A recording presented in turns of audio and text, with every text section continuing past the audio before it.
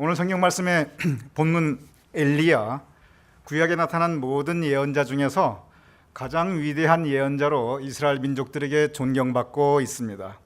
이유가 있습니다. 이스라엘 민족이 영적으로 신앙적으로 위기에 빠졌을 때 엘리야는 우뚝 서서 믿음의 순수성을 회복하였습니다. 그래하여 이스라엘 민족이 하나님의 은혜의 장중에 붙들림 바 되도록 엘리야는 온 몸으로 그리고 온 믿음을 통해서 이 이스라엘 민족의 신앙의 순성을 회복시켰던 분이기 때문에 그렇습니다. 엘리야가 살았던 시대적 배경은 아합과 이세벨 두 부부의 임금 그리고 왕비 시대였습니다. 예배 처소는 무너졌고 하나님의 선지자들은 죽임을 당했고 바알과 아세라 신전이 세워지고 우상 숭배가 만연하게 되었습니다. 유대민족은 원래 혈통의 순수성과 신앙의 순수성을 아주 강조하는 민족이었습니다. 그런데 이세벨은 이방 여인이었습니다. 왕가의 혈통의 순수성을 잃게 됩니다. 또한 아합 임금은 이세벨과 더불어 왕의 이름으로 이방의 우상들을 들여오게 되고 또한 숭배하게 됩니다. 신앙과 믿음의 순수성을 잃어버리게 되었습니다. 백성들이 타락하는 경우는 이스라엘 민족 역사에 얼마든지 있었습니다. 그런데 이렇게 아합 임금 시대에는 국가적인 차원에서 하나님의 선지자를 죽이고 경건한 예배자를 핍박하는 초유의 사태가 벌어지게 되었던 것입니다. 그러한 때 모두 침묵하였습니다. 왜냐하면 말했다가는 엄청난 불이익, 나아가 죽임을 당하게 되기 때문이었습니다. 이러한 민족의 신앙적 위기에 모두가 침묵할 때 분연히 일어난 사람, 바로 엘리야였습니다. 그 상황에서 하나님의 말씀을 선포하고 왕과 대적한다는 것은 죽음을 의미하는 것이었습니다. 그러나 하나님께서 말하시라기에, 하나님께서 전하시라기에 엘리야는 그 죽음의 위험을 무릅쓰고 왕 앞에 나아가 하나님의 말씀을 선포하였던 것입니다. 엘리야의 그 모든 모습 가운데 제가 가장 은혜받는 모습은 열왕기상 18장 30절입니다. 이렇게 기록되어 있습니다. 엘리야가 무너진 여호와의 제단을 수축하고, 무너진 여호와의 제단을 수축, 즉 다시 세웠다는 의미입니다. 여호와의 제단, 가장 신성한 자리입니다. 여호와의 제단, 하나님께서 계시다는 것을 의미하는 곳입니다. 그런데 그 여호와의 제단이 무너져 내릴 수 있다는 것입니다. 여호와의 제단이 무너져 내릴 수 있다면 우리 삶의 그 어떤 것도 다 무너져 내릴 수 있습니다. 여호와의 제단이 무너져 내렸듯이, 그래서 무너져 내린 신앙, 무너져 내린 은혜, 무너져 내린 하나님에 대한 신뢰와 믿음, 무너져 내린 인간관계와 사랑, 우정, 그리고 무너져 버린 미래의 꿈과 소망, 우리 주변에, 우리의 삶 가운데, 우리의 내면 세계에 무너져 내린 제단의 모습은 얼마든지 볼 수 있습니다. 엘리야가 위대한 점은 바로 이 무너진 여호와의 제단을 수축, 즉 다시 세웠다는 것에 있습니다. 그리하여 그는 방황하는 영혼을 다시 붙잡았고 하나님에 대한 사랑을 회복하였고 무너져 내린 하나님과의 영적 관계를 회복하였고 그리고 미래의 소망을 회복하게 됩니다. 무엇보다 신앙의 순수성을 다시 되찾게 됩니다. 그래서 이스라엘 신앙 정통은 모든 예언자 가운데 바로 이 엘리야를 가장 위대한 예언자로 존경하고 있는 것입니다. 그런데 오늘의 본문 열왕기상 19장은 바로 이러한 위대한 인물 엘리야, 신앙의 거장 엘리야의 모습이라고는 도저히 믿어지지 않는 전혀 다른 그러한 장면을 우리에게 소개하고 있습니다. 오늘 본문 열왕기상 19장 9절 이렇게 기록되어 있습니다. 엘리야가 그곳 굴에 들어가 거기서 머물더니, 엘리야가 왜 굴에 들어가 있었습니까? 엘리야는 굴에 그냥 들어간 것이 아니라 굴에 숨어 들어간 것입니다. 엘리야는 들킬까 두려워하였습니다. 왜냐하면 잡히면 죽기 때문이었습니다. 성서에 보면 다윗이 사울에게 쫓길 때 그는 굴에 들어가 숨게 됩니다. 잡히면 죽습니다. 그래서 바로 이 두려움 때문에 다윗은 사울을 피하기 위하여 굴에 숨어 들어가게 됩니다. 굴에 숨어 들어갔을 때도 들키면 죽는다고 하는 그 두려움을 그는 가지고 있었습니다. 오늘 본문 엘리야 마찬가지였습니다. 엘리야는 내가 이제 아합과 에세벨의 군대에 잡히면 나는 죽는다. 그는 두려웠습니다. 그래서 숨어 있었습니다. 들키면 죽는다는 그 두려움 때문에 나오지도 못하고 어두운 굴 안쪽에 그는 있었던 것입니다.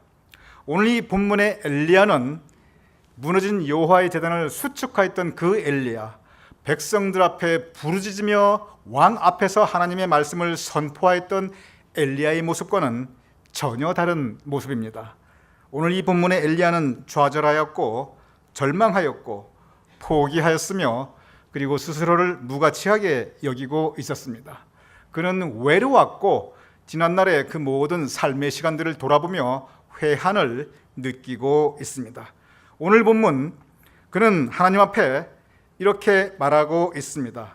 열왕기상 19장 10절 오늘의 본문, 내가 만군의 하나님 여호와께 열심히 유별하오니 이는 이스라엘 자손이 주의 언약을 버리고 주의 제단을 헐며 칼로 주의 선지자들을 죽였으며 오직 나만 남았거늘 그들이 내 생명을 찾아 빼앗으려 하나이다.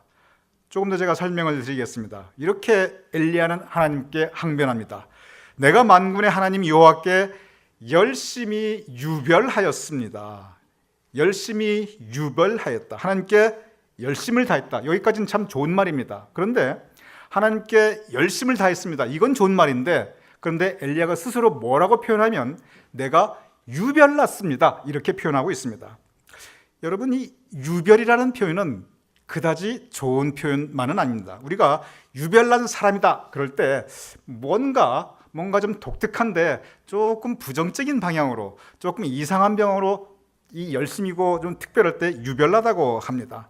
남다르게 좀 독불장군 같은 그러한 모습이 유별나다고 합니다. 엘리야는 스스로 내가 하나님께 열심을 다했는데 내가 유별났습니다. 이렇게 표현합니다. 즉 내가 돌아보니 나도 남들처럼 좀 적당히 믿을만 했는데 내가 그러지 못했습니다.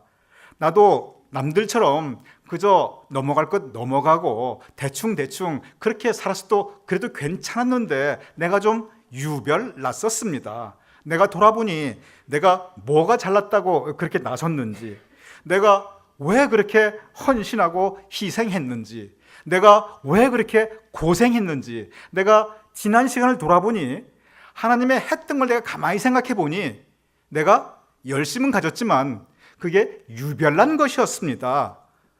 여기에 엘리야 이 말에는 자책과 이 회한이 묘하게 섞여 있는 그러한 표현입니다.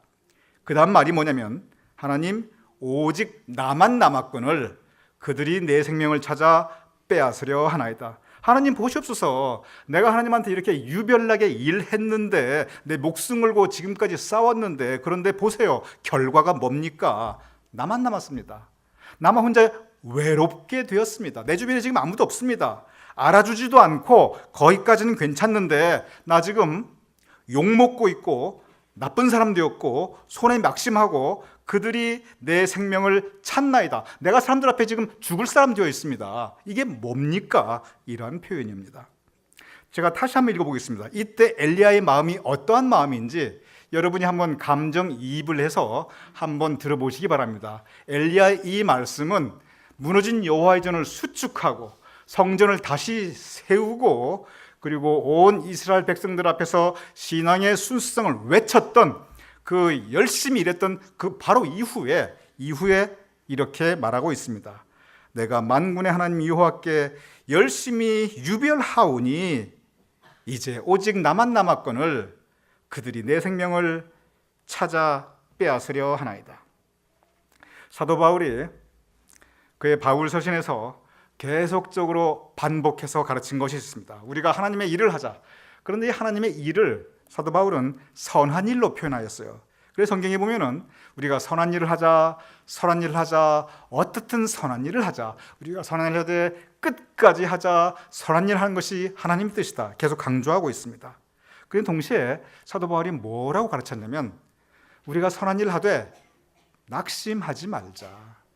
선한 일 하다가 낙심당하는 경우, 선한 일 하다가 시험 받는 경우, 선한 일 하다가 넘어지는 경우, 선한 일 하다가 그들이 내 생명을 찾나이다, 내가 죽을 사람 되는 거 우리 얼마든지 있다. 선한 일 하다가 외롭게 되는 경우, 그런데 사도 바울이 말합니다. 우리 선한 일에 낙심하지 말자.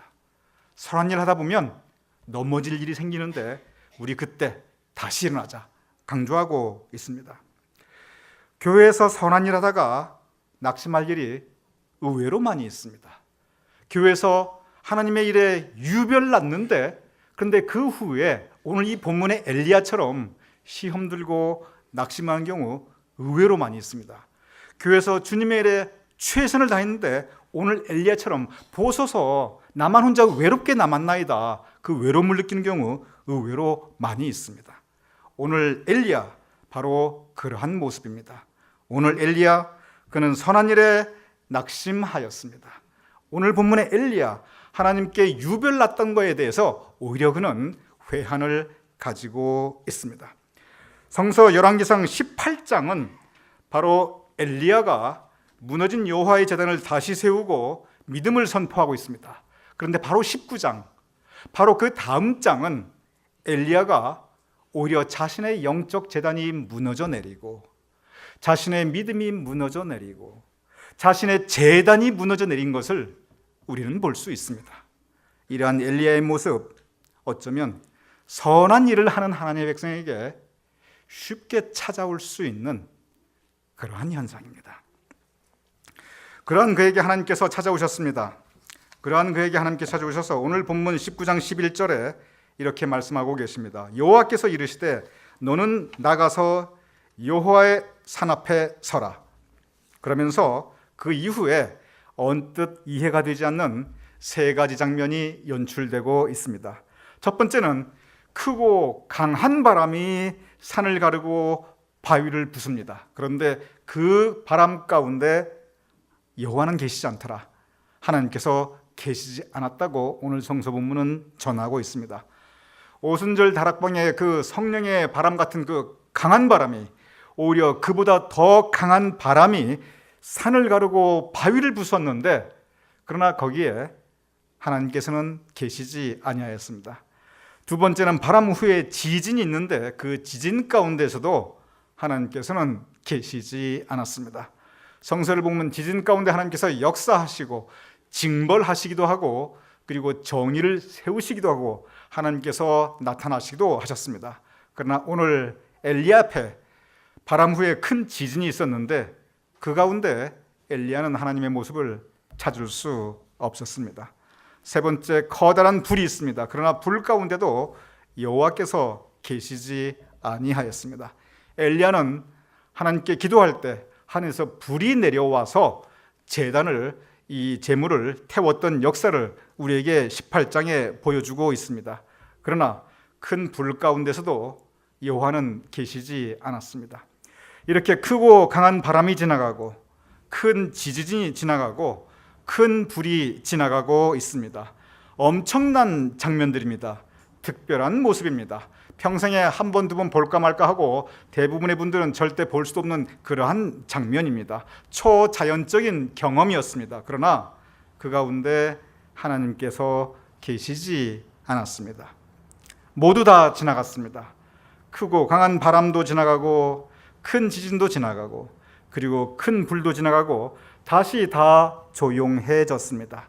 다 조용해졌을 때 오늘 본문은 그때, 바로 그때 세미한 소리가 있는지라라고 기록하고 있습니다. 세미한 소리, 우리가 잘 쓰지 않는 표현입니다. 언뜻 이해가 되지 않는 표현입니다. 그래서 우리가 표준 세번역을 보면 이 세미한 소리를 뭐라고 표현하고 있냐면 부드럽고 조용한 음성이라고 표현하고 있습니다. 영문으로는 a gentle whisper, 즉 부드럽게 속삭여주는 소리라고 하고 있습니다. 그래서 공동 번역이나 새 번역이나 요즘 이렇게 새롭게 발간되고 있는 이 구약 성경의 한국어 번역을 보면 주로 어떻게 번역했냐면 조용한 음성, 부드러운 속삭임, 들릴 듯 말 듯한 음성으로 이렇게 표현하고 있습니다. 조용하다는 것은 아무 소리가 없다는 것입니다. 그런데 조용한 음성이라고 하는 것은 그 아무 소리가 없이 그 조용한 가운데 들릴 듯 말 듯, 있는 듯 없는 듯, 그냥 신경 안 쓰면 안 들리고 집중하면 들리고, 그것이 바로 세미한 음성, 부드러운 속삭임, 바로 조용한 소리인 것입니다. 바로 그 세미한 소리 가운데 하나님께서 계셨습니다. 그리고 그 세미한 소리 가운데 그 조용한 음성으로, 그 부드러운 속삭임으로 하나님께서는 엘리야에게 말씀하고 계십니다. 지금까지 엘리야가 만났던 하나님의 그 경험은 대부분 엄청난 경험이었습니다.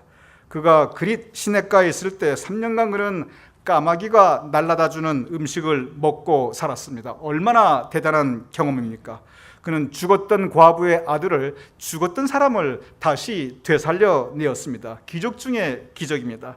그가 갈멜산에서 기도할 때 하늘에서 불이 내렸습니다. 그가 기도할 때 이번에는 하늘에서 비가 내렸습니다. 엘리야는 기도함으로 불도 내리게 하였고 물도 내리게 하였습니다. 초자연적인 체험, 엘리야만큼 경험한 사람이 없었습니다. 성령 체험, 신비적인 체험, 뜨거운 하나님과의 만남, 엘리야만큼 경험한 사람이 성경에 드뭅니다. 그런데 이번에 하나님께서는 그 어떠한 곳에도, 크고 강한 바람에도, 큰 지진에도, 큰 불에도 하나님께서는 계시지 않았습니다. 오히려 세미한 음성, 부드럽게 속삭이는 소리, 조용한 가운데 있는 듯 없는 듯, 들릴 듯 말 듯한 그 음성으로 하나님께서는 엘리야에게 다가오고 계신 것입니다. 오늘 이 본 말씀을 우리가 가만히 묵상해 보면 우리가 하나님을 만나는 방법, 하나님을 체험하는 방법, 우리가 성령을 체험하는 방법, 그리고 하나님과 교제하는 방법, 나아가 하나님께서 우리에게 허락하신 은혜에 대해서 우리가 생각해 볼 수가 있습니다. 우리 주변에 보면은 간증이라든지 부흥 강사님께서 엄청난 경험과 엄청난 신비 체험과 뜨거운 성령 체험을 말씀하신 분들이 의외로 많이 계십니다. 우리가 주로 듣게 되는 은혜의 경험과 성령 체험이 주로 그러한 것들입니다. 내가 변화받았다. 근데 그 변화의 중심에 하나님께서 나에게 이렇게 역사하셨다. 그 커다랗고 강렬하고 뜨거운 체험이 바로 그 변화의 중간에 있었다고 우리가 많은 이야기를 듣게 됩니다. 이러한 강렬하고 뜨겁고 엄청난 체험들, 참 좋은 체험이고 참 좋은 은혜입니다. 왜 좋은 체험이고 왜 좋은 은혜이냐면 바로 이러한 강렬하고 뜨거운 이 체험을 통해서 사람은 변화됩니다. 그래서 그전에는 고래 힘줄 같았는데 그러한 사람도 체험하고 나면 하나님 앞에 고꾸라지고 변화받고 그리고 믿음을 받아들이게 됩니다. 그래서 좋은 은혜입니다. 그런데 그러면 다 그런가? 모든 신앙인들이 이렇게 강렬하고 뜨거운 이러한 체험이 필요하고 그리고 이렇게 초자연적인 신비적인 경험들이 우리 가운데 반드시 필요한가? 그렇지는 않습니다. 오늘 본문에 보면은 하나님께서 이 세미한 음성으로 엘리야에게 다가오는데 엘리야가 지금까지 겪었던 그 어떤 변화보다도 엘리야는 지금 가장 크게 변화받고 있습니다. 엘리야가 받던 그 어떤 은혜보다도 오늘 이 세미한 음성, 부드럽게 속삭여주는 하나님의 음성 가운데 엘리야는 가장 큰 하나님의 은혜를 체험하게 됩니다. 엘리야는 하나님을 불 가운데서도 보았고 물 가운데서도 보았고 기적 가운데서도 보았는데 가장 큰 하나님과의 만남은 바로 이 세미한 음성, 부드러운 속삭임 가운데 엘리야는 가지게 됩니다. 세미한 음성, 부드러운 속삭임 무엇입니까? 그것은 우리의 일상생활 가운데 있는 듯 없는 듯 하는데 그런데 우리가 가만히 우리의 마음을 비우고 다시 들여다보면 보이는 것들이 있습니다. 들리는 듯 안 들리는 듯 하는데 우리가 가만히 귀 기울이면 우리 음성이 하나님께서 들려주시는 음성이 있습니다. 우리 주변에 강렬하고 뜨거운 은혜만 필요한 것이 아니라 바로 이 세미한 은혜, 조용한 은혜, 있는 듯 없는 듯 은혜가 우리 가운데 얼마든지 있습니다. 여러분, 한번 제가 예를 들어보겠습니다. 오늘 아침에 나오시면서 간밤에는 그렇게 비가 많이 내렸는데 오늘 아침에 화창하게 개인 이 아름다운 7월 둘째 주일이었습니다. 이 화창한 아침 햇살, 새로운 하루, 여러분께서 마음을 비우고 다시 생각해보면 이것은 하나님의 큰 선물입니다.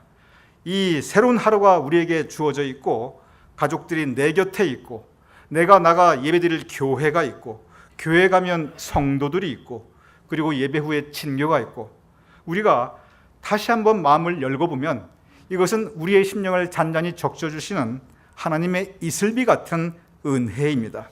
우리가 은혜를 생각할 때 엄청난 은혜만 생각하는 강박관념이 있습니다. 우리가 성령 체험을 생각할 때 뜨거운 것만이 성령 체험을 생각하는 그런 강박관념이 있습니다.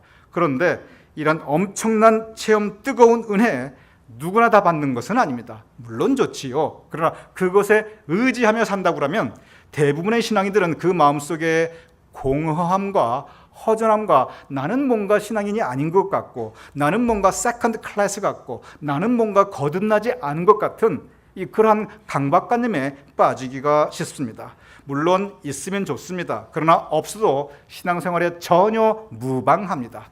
그러한 것들 주시면 좋지만 그것들을 일부러 찾아다니고 쫓아다닐 필요가 없습니다. 왜냐하면 우리 가운데 하나님께서 이미 풍성한 은혜를, 이 세미한 은혜를 허락하여 주셨고, 세미한 소리 가운데 하나님께서 음성을 들려주시기 때문에 그렇습니다.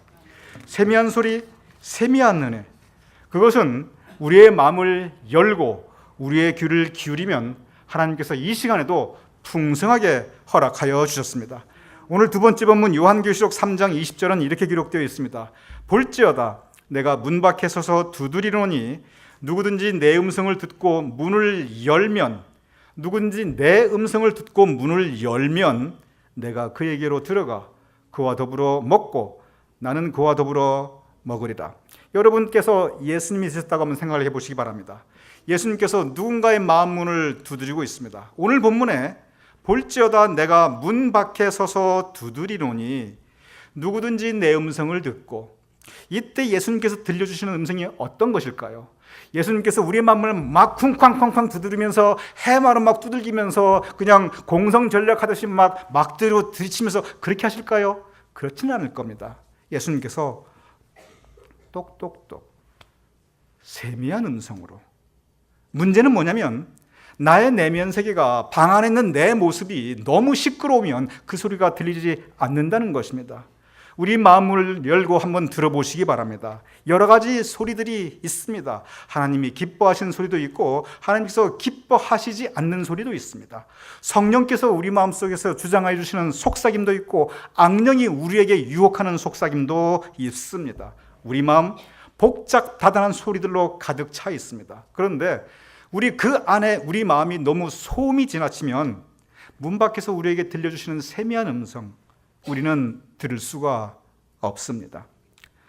우리의 심령이 너무 소란스럽고 우리의 마음이 너무 복잡다단하면 이 세미한 소리, 세미한 음성은 우리가 응답할 수 없고 거기에 문을 열어드릴 수 없는 것입니다. 기도도 마찬가지입니다. 기도는 근본적으로 하나님께 우리의 소망과 간구를 올려드리고 하나님의 음성을 듣는 시간입니다. 열심히 부르짖는 기도가 있습니다. 좋은 기도입니다. 간절한 마음으로 심령을 다해서 목청을 다해서 하나님께 매달리며 히스기야가 통곡하며 부르짖었듯이, 예레미야가 부르짖듯이 부르짖는 기도, 좋은 기도입니다. 그러나 동시에 조용히 드리는 기도, 마음으로 드리는 기도, 또는 입술만 움직이는 기도, 남이 들릴 듯 말 듯한 기도, 아예 안 들리는 기도, 여러분 그 또한 아주 좋은 기도입니다. 여러분이 하나님이 되셨다고 생각해 보시기 바랍니다. 하나님의 입장을 한번 여러분께서 생각해 보시기 바랍니다. 열심히 부르짖는 기도하고 조용한 기도하고 하나님께서 어떤 기도를 들으시겠습니까? 하나님께서는 기도의 형태, 기도의 모습은 상관없습니다. 마음 중심에서 신령과 진정으로 올려드리는 기도를 하나님께서는 받으십니다. 부르짖든지 조용히 묵상하든지 그 기도의 형태는 중요치 않습니다. 중요한 것은 바로 마음 중심에서 하나님께 우리의 전심을 다해서 우리의 심령으로 우리의 소망을 올려드리고 간구를 올려드리고, 그리고 세미한 중에 우리에게 들려주시는 음성을 듣고자 하는 우리의 헌신의 시간, 바로 그 시간이 있으면 하나님께서는 우리의 기도를 들어 응답하여 주실 것입니다. 오늘 본문의 엘리야, 그는 낙심하였습니다. 주님, 내가 유별나였습니다. 근데 보소서가 이게 뭡니까? 그러한 그에게 하나님께서는 다시 나타나셔서 지금까지와는 전혀 다른 모습으로 그에게 말씀하셨습니다. 그전에는 불 가운데, 그전에는 물 가운데, 그전에는 기적 가운데 말씀하셨던 하나님께서 막상 엘리야가 하나님을 가장 필요로 할 때, 막상 엘리야가 가장 무너져 내려 있을 때, 막상 엘리야가 다시 새로운 힘과 용기가 필요할 때, 그때 하나님께서는 세미한 음성으로 찾아오셨고 부드럽게 속삭이는 음성으로 그에게 새로운 은혜를 허락하여 주셨습니다. 이제 우리의 은혜 체험, 뜨겁고 불같고 강하고 바람 같은 체험이든지 세미하고 속삭이며 부르짖는 체험이든지 관계없습니다. 중요한 것은 뭐냐면 우리가 일상적으로 우리의 삶을 돌아볼 때 바로 이 세미한 은혜가 우리 주변에 얼마든지 있는데 우리가 너무 많이 놓치고 지나간다고 하는 것입니다. 우리가 만약에 불같고 강렬하고 뜨거운 은혜 체험을 구하고 거기에 우리의 신앙을 조율한다면 우리의 신앙은 언제나 목마르고 우리의 신앙은 언제나 뭔가 잘못된 것 같은 영적 강박관념에 빠지기 쉽습니다. 그러나 세미한 음성, 세미한 정에 들려주는 하나님의 은혜를 우리가 적극적으로 체험하고 우리가 적극적으로 볼 수 있다면 우리의 영적 세계는 훨씬 더 풍성해질 것입니다. 이러한 세계는 우리의 일상생활에서 마찬가지입니다. 가정에서, 우리의 인간관계에서 우리가 이런 작은 소리들, 작은 마음에 우리가 좀 더 관심을 기울인다면 우리의 관계는, 우리의 삶은 훨씬 풍성해질 것입니다. 이 시간 함께 예배드리는 우리 모두 하나님께서 우리 삶에 허락해 주시는 이 세미한 은혜, 속삭이는 하나님의 음성, 마치 이슬비처럼 우리에게 잔잔하게 적셔주시는 그 은혜를 우리가 느낄 수 있는 영적 감수성, 볼 수 있는 영의 눈을 가지고 우리 풍성한 신앙생활을 할 수 있는, 그리고 변화받을 수 있는 저와 여러분이 될 수 있기를 주님의 이름으로 축원합니다.